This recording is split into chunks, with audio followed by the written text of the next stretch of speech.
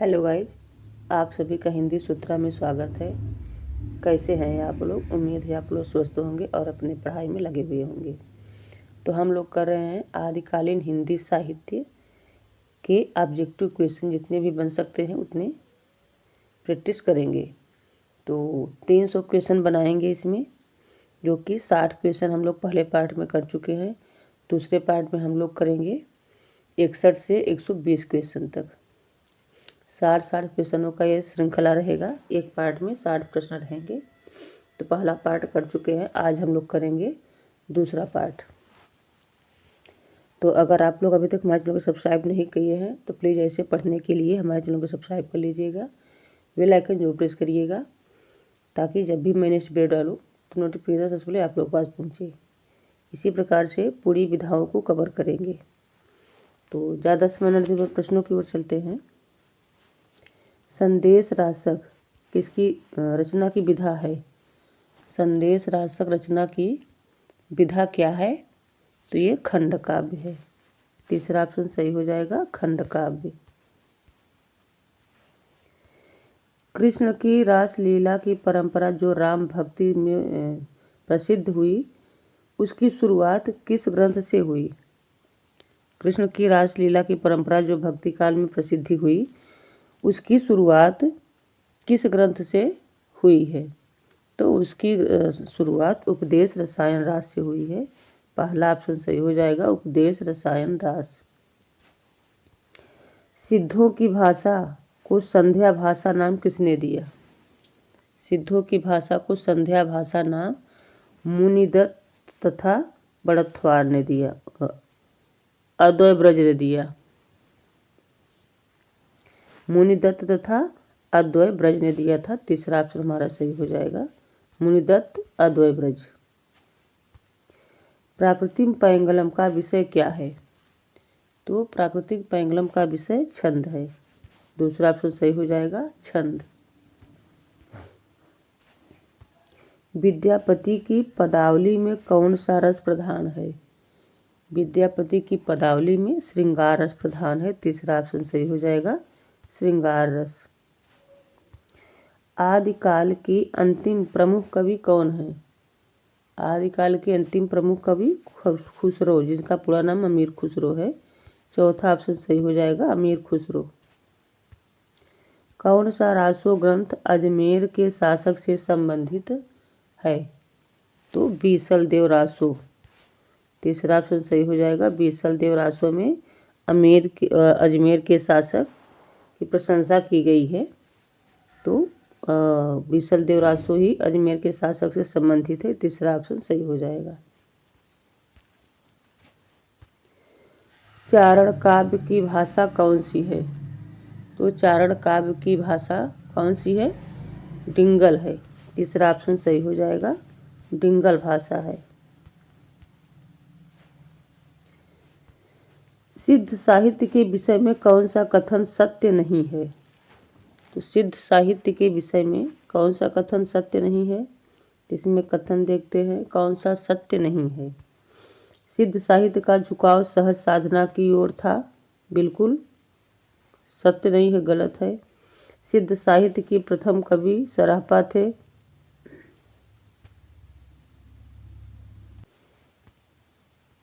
यहाँ पूछा है कौन सा कथन सत्य नहीं है। तो सिद्ध साहित्य का झुकाव सहज साधना की ओर था, बिल्कुल सत्य है।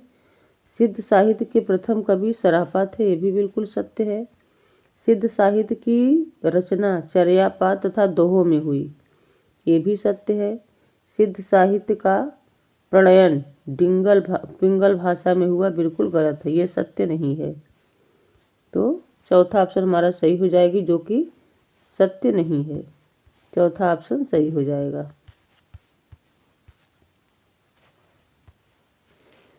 अपभ्रंश प्रभावित हिंदी रचना कौन सी है? अपभ्रंश प्रभावित हिंदी रचना कौन सी है? तो भारतेश्वर बाहुबली रास है। तीसरा ऑप्शन सही हो जाएगा, भारतेश्वर बाहुबली रास रचना अपभ्रंश से प्रभावित है।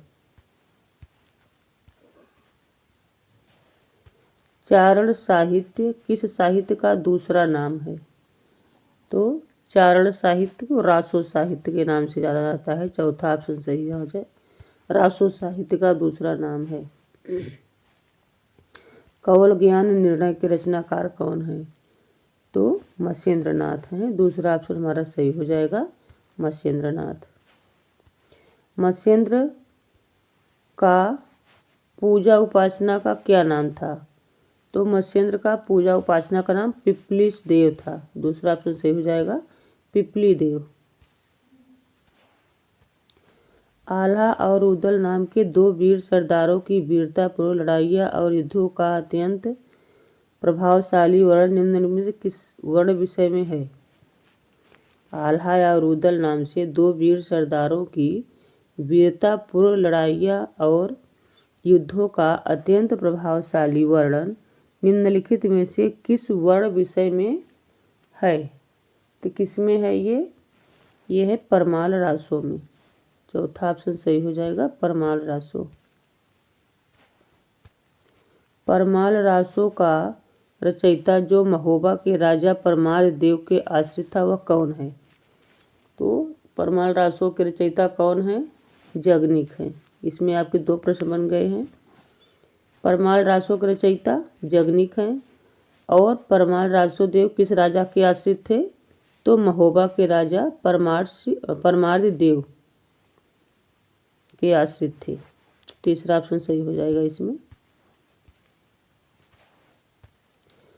रासो ग्रंथ परंपरा का सर्वाधिक प्रसिद्ध लेकिन उतना ही विवादास्पद काव्य ग्रंथ कौन सा है?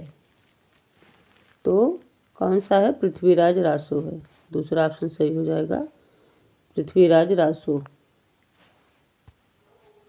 डॉक्टर विनय तोष भट्टाचार्य के अनुसार सरापा का समय क्या है? तो उन्होंने विनय तोष भट्टाचार्य ने सरापा का समय क्या माना है? 633 ईस्वी। तीसरा ऑप्शन सही हो जाएगा, 633। शुक्ल जी ने जिन 12 ग्रंथों के आधार पर आदिकाल को वीर गाथा काल कहा है उनमें से अपभ्रंश की कितनी रचनाएं हैं? अपभ्रंश की कितनी रचनाएं हैं? तो अपभ्रंश की 4 रचनाएं हैं। पहला ऑप्शन सही हो जाएगा, 4 रचनाएं। कनफटे योगी किस पंथ के लोगों को कहा जाता है? तो नाथ पंथ को कनफटा योगी कहा जाता है। दूसरा ऑप्शन सही हो जाएगा। शंकराचार्य के बाद इतना प्रभावशाली और इतना महिमान्वित भारतवर्ष में दूसरा नहीं हुआ। भारतवर्ष के कोने कोने में उनके अनुयायी आज भी पाए जाते हैं। भक्ति आंदोलन के पूर्व सबसे शक्तिशाली धार्मिक आंदोलक गोरखनाथ का भक्ति मार्ग ही था। गोरखनाथ अपने युग के सबसे बड़े नेता थे। उपर्युक्त कथन किस विद्वान का है? तो ये हमें बताना है कि ये जो पंक्तियां हैं वो किसने कहा है। किसकी पंक्तियां हैं ये? तो आचार्य रामचंद्र शुक्ल की पंक्ति है। पहला ऑप्शन सही हो जाएगा, आचार्य रामचंद्र शुक्ल। सिद्धों के विषय में कौन सा कथन सत्य नहीं है? सिद्धों के विषय में कौन सा कथन सत्य नहीं है? तो देखते हैं इसमें कौन सा सत्य नहीं है। तो सिद्ध निरेश्वरवादी थे, बिल्कुल सही है, सत्य है ये। सिद्ध नारी भोग में विश्वास रखते थे, ये भी सत्य है। सिद्धों की भाषा संध्या भाषा कहलाई, बिल्कुल सही है। सिद्धों को कनफटा योगी कहा गया, बिल्कुल गलत है। अभी हमने पढ़ा है हम लोगों ने कि सिद्धों को नहीं, नाथ पंथों को कनफटा योगी कहा जाता है। तो चौथा ऑप्शन बिल्कुल गलत हो जाएगा। कनफटा योगी किसे कहा जाता है? नाथ पंथों को।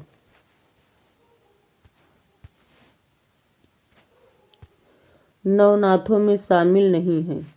नवनाथों में कौन शामिल नहीं है? तो कंडहपा। तीसरा ऑप्शन सही हो जाएगा, कंडहपा नाथों में शामिल नहीं है, ये सिद्धों के हैं। तो तीसरा ऑप्शन सही हो जाएगा। आदिकाल में मनोरंजन परक रचना करने वाले कवि कौन हैं? तो आदिकाल में मनोरंजन रचना करने वाले या कविता करने वाले अमीर खुसरो हैं। चौथा ऑप्शन सही हो जाएगा, अमीर खुसरो। नारियों के प्रति निंदा और उपेक्षा भाव किस साहित्य में मिलता है? तो ये नाथ साहित्य में मिलता है। पहला ऑप्शन सही हो जाएगा। स्वयंभू की उस कृति का नाम बताइए जिसमें राम कथा वर्णित है। तो पौमचर्यू, पौमचर्यू में राम कथा का वर्णन किया गया है। पहला ऑप्शन सही हो जाएगा। आदिकालीन किस कृति में छंदों का सर्वाधिक प्रयोग हुआ है? तो पृथ्वीराज रासो में छंदों का ज़्यादा प्रयोग किया गया है। दूसरा ऑप्शन सही हो जाएगा, पृथ्वीराज रासो। बीसल देव रासो की विरहिणी की नायिका क्या है? बीसल देव रासो की नायिका कौन थी? तो राजमती थी। चौथा ऑप्शन सही हो जाएगा, राजमती। चर्यापद क्या है? तो चर्यापद है बौद्धों द्वारा तांत्रिक चर्या के समय गाए जाने वाला पद। दूसरा ऑप्शन सही हो जाएगा।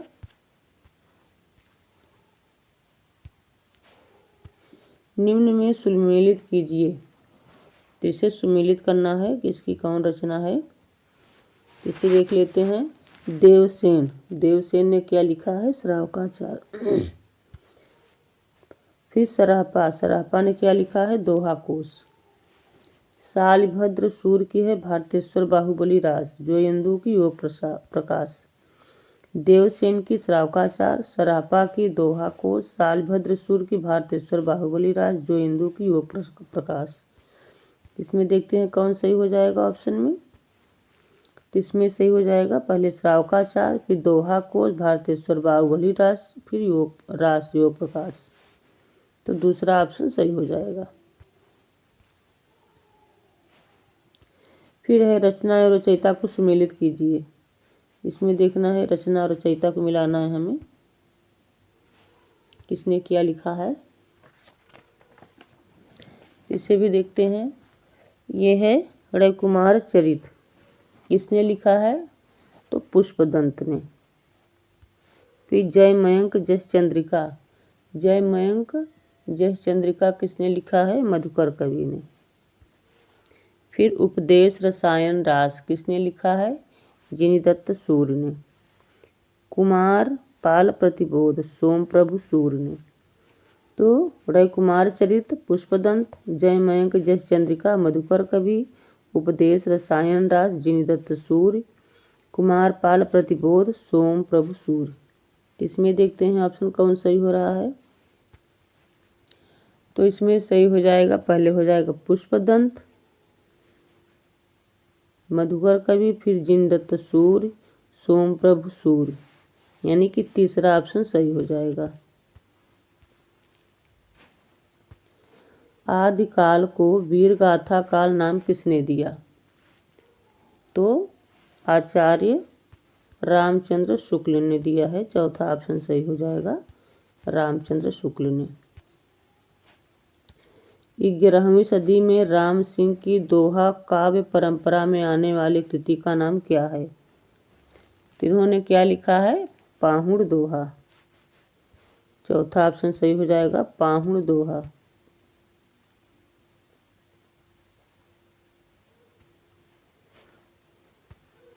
शालिभद्र सूर्य को हिंदी का प्रथम कवि किसने माना है? शालिभद्र सूर्य को हिंदी का प्रथम कवि किसने माना है? तो गणपति चंद्र गुप्त ने माना है। पहला ऑप्शन सही हो जाएगा, गणपति चंद्र गुप्त।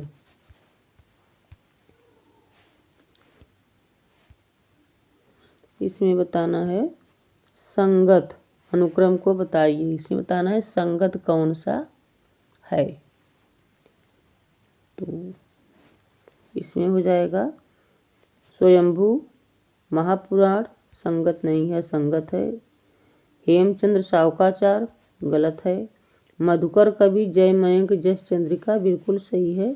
तीसरा ऑप्शन हमारा सही हो जाएगा। और लक्ष्मी ये भी हमारा गलत है। तो तीसरा ऑप्शन सही हो जाएगा। इसमें तीसरा संगत है।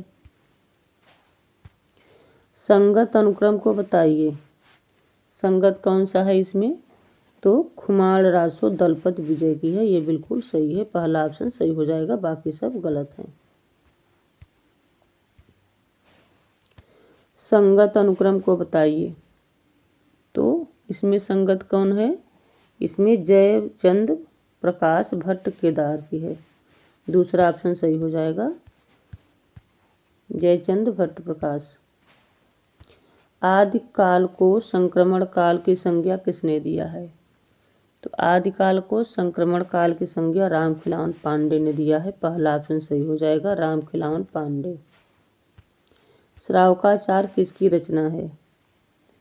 तो श्रावकाचार देवसेन की है। तीसरा ऑप्शन सही हो जाएगा, देवसेन। राउरवेल की कृति है, किसकी कृति है? राउरवेल कैसी कृति है? राउरवेल कैसी कृति है? तो चंपू काव्य है। चौथा ऑप्शन सही हो जाएगा, चंपू काव्य। सुमेलित कीजिए, यहाँ भी रचनाओं को सुमेलित करना है हमें। तो जगनिक ने क्या लिखा है? परमाल रासो। विद्यापति क्या लिखे हैं? विद्यापति की पदावली है। फिर अमीर खुसरो के 2 सखुने, स्वयंभू की पौन चरिव। जगनिक, परमाल रासो, विद्यापति, पदावली, अमीर खुसरो, 2 सखुने, स्वयंभू, पौन चरिव। इसमें देखते हैं ऑप्शन कौन सा सही हो जाएगा। पहले क्या आ जाएगा? परमाल रासो, फिर पदावली, 2 सखुने, पौन चरिव। तो पहला ऑप्शन सही हो जाएगा। आदिकाल का समय क्या माना गया है? तो आदिकाल का समय 743 ईस्वी से 1343 ईस्वी तक माना गया है। पहला ऑप्शन सही हो जाएगा। किसने माना है ये? नगेंद्र ने माना है। डॉक्टर नगेंद्र के अनुसार है ये 743 से 1343 ईस्वी। तो पहला ऑप्शन सही हो जाएगा। जैन और नाथ कवियों द्वारा रचित काव्यों का सर्वोपरि प्रयोजन क्या है? जैन और नाथ कवियों द्वारा रचित काव्यों का सर्वोपरि प्रयोजन क्या है? तो क्या है? धर्मोपदेश। पहला ऑप्शन सही हो जाएगा, धर्मोपदेश है। नाथ साहित्य के सर्वाधिक समर्थ लोकप्रिय हठ योगी कौन थे? तो गोरखनाथ थे। तीसरा ऑप्शन सही हो जाएगा, गोरखनाथ। इनमें से संगत कौन सा है? संगत कौन सा है? तो गाथा सप्तशती हाल संगत है। पहला ऑप्शन सही हो जाएगा, बाकी सब गलत हैं। निम्न में मिलान कीजिए। इसमें भी रचनाओं को मिलान करना है, देखना है कौन क्या लिखा है। तो चर्यापद किसने लिखा है? सबरपा ने। फिर रेवंत गिरी रास किसकी है?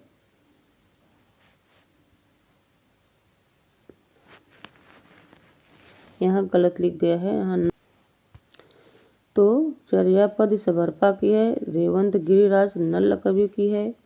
विजयपाल रासो किसकी है? यह है विजयपाल। चर्यापदी, सबरपा, रेवंत गिरिराज, विजय सेन सूर्य, विजयपाल रासो नल्ल कवि, गाथा सप्तशती हाल कवि। तो चर्यापाद सबरपा की है, रेवंत गिरिराज विजय सेन सूर्य की है, विजयपाल रासो नल्ल कवि नल सिंह की है, गाथा सप्तशती हाल कवि की है। ऑप्शन देखते हैं कौन सा सही हो रहा है इसमें। तो इसमें सही हो जाएगा पहले सबरपा, पे विजय सेन सूर्य, नल सिंह और हाल कवि। तो दूसरा ऑप्शन सही हो जाएगा। भारतेश्वर बाहुबली रास के रचयिता कौन है? तो शालिभद्र सूर की रचना है। तीसरा ऑप्शन सही हो जाएगा, शालिभद्र सूर। वर्ण रत्नाकर के रचयिता कौन है? तो वर्ण रत्नाकर किसकी रचना है? ज्योतिश्वर ठाकुर की। चौथा ऑप्शन सही हो जाएगा, ज्योतिश्वर ठाकुर। मैथिली का कवि कौन है? किसे कहा जाता है मैथिली का कवि? तो विद्यापति को। पहला ऑप्शन सही हो जाएगा, विद्यापति। निम्न में सुमेलित कीजिए। यहाँ भी रचनाओं को सुमेलित करना है। तो कनकामुनि कनकामर मुनि किसने लिखा है? तो करकंड चर्यु। फिर धनपाल, धनपाल ने क्या लिखा है? भविष्यत कथा। मेरतुंग, मेरतुंग क्या है? प्रबंध चिंतामणि। फिर विद्यापति की पदावली। कनकामर मुनि, करकंड चर्यु, धनपाल का भविष्यत कथा, मेरतुंग प्रबंध चिंतामणि, विद्यापति पदावली। तो और देखते हैं ऑप्शन कौन सही हो जाएगा इसमें। इसमें हो जाएगा दूसरा, करकंड चर्यु, भविष्यत कथा, प्रबंध चिंतामणि, कीर्ति पताका। तो दूसरा ऑप्शन सही हो जाएगा। हिंदी साहित्य की प्रथम रचना कौन सी है? तो हिंदी साहित्य की प्रथम रचना श्रावकाचार है। पहला ऑप्शन सही हो जाएगा। हजारी प्रसाद द्विवेदी ने हिंदी का प्रथम कवि किसे माना है? तो द्विवेदी जी ने हिंदी का प्रथम कवि किसे माना है? माने हैं अब्दुल रहमान को। दूसरा ऑप्शन सही हो जाएगा। अब्दुल रहमान को प्रथम कवि माने हैं हजारी प्रसाद द्विवेदी ने। भाषा सर्वेक्षण किसकी रचना है? तो भाषा सर्वेक्षण ग्रियर्सन की रचना है। दूसरा ऑप्शन सही हो जाएगा, ग्रियर्सन। संगत अनुक्रम नहीं है, कौन सा संगत नहीं है? तो ढोला मारू रा दोहा भीम कवि ने नहीं लिखा है, बिल्कुल गलत है ये। तो पहला ऑप्शन सही हो जाएगा। बाकी हमीर रासु सारंगधर लिखे हैं, योगचर्या डोम्पा लिखे हैं और नरवई बोध गोरखनाथ लिखे हैं, बिल्कुल सही है।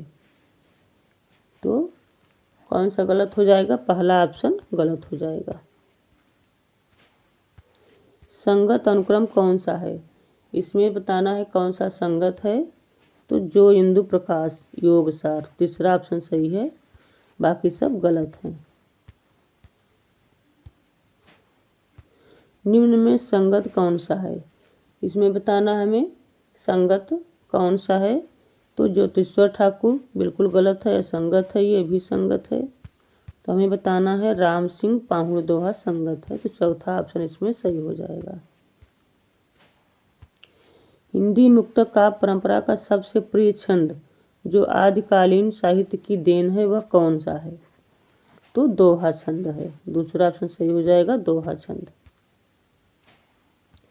पृथ्वीराज रासो के संदर्भ में कौन सा कथन असत्य है? तो इसमें देखते हैं कौन सा कथन असत्य है। तो इस ग्रंथ काव्य की रचना चंद्रवरदाई ने किया है, बिल्कुल सही है। इसमें लगभग 64 प्रकार के छंदों का प्रयोग हुआ है, भी सही है। इसमें राजा विजयपाल के प्रेम व युद्धों का वर्णन हुआ है, तो ये गलत है, ये असंगत है। आचार्य रामचंद्र शुक्ल, कविराज, श्यामल दास और गौरीशंकर, हीराचंद ओझा तथा डॉक्टर बूलर आदि विद्वानों ने इसे सर्वथा प्रमाणित माना, यह भी बिल्कुल संगत है, सही है। तो इसमें तीसरा ऑप्शन हमारा असत्य है, बाकी तीनों सत्य हैं। तो तीसरा हमारा सही हो जाएगा। इसमें असत्य पूछा है तो तीसरा असत्य है। पृथ्वीराज रासो की शैली निम्नलिखित में से क्या थी? तो पृथ्वीराज रासो की शैली डिंगल थी। पहला ऑप्शन सही हो जाएगा, डिंगल। पृथ्वीराज रासो के सर्गों को क्या कहा जाता है? तो पृथ्वीराज रासो के सर्गों को समय कहा जाता है। पहला ऑप्शन सही हो जाएगा, समय। लास्ट प्रश्न देखते हैं। पद्मावती, समय, कैमासवध आदि किस रासो ग्रंथ की प्रसिद्ध रचना है? पद्मावती, समय, कैमासवध किस रासो की प्रसिद्ध रचना है? तो पृथ्वीराज रासो की प्रसिद्ध रचना है। दूसरा ऑप्शन हमारा सही हो जाएगा। तो इसमें हम लोग 120 प्रश्नों को किए हैं। अब इसका नेक्स्ट पार्ट यानी कि दूसरा भाग दूसरे वीडियो में आएगा, नेक्स्ट वीडियो में आएगा। इसमें हम लोग 300 प्रश्नों को कवर करेंगे आदिकालीन हिंदी साहित्य से। तो अगर आप लोग अभी तक हमारे चैनल को सब्सक्राइब नहीं किए हैं तो प्लीज़ हमारे चैनल को सब्सक्राइब कर लीजिएगा, बेल आइकन जो प्रेस करिएगा, ताकि जब भी मैं इसका नेक्स्ट वीडियो डालूँ तो नोटिफिकेशन सबसे पहले आप लोगों के पास पहुँचे। और वीडियो को ज़्यादा से ज़्यादा अपने दोस्तों में शेयर करिएगा, लाइक करिएगा, कमेंट में जो बताइएगा कि आप लोगों को प्रश्न कैसे लगे। तो मिलते हैं नेक्स्ट वीडियो में। Thanks for watching.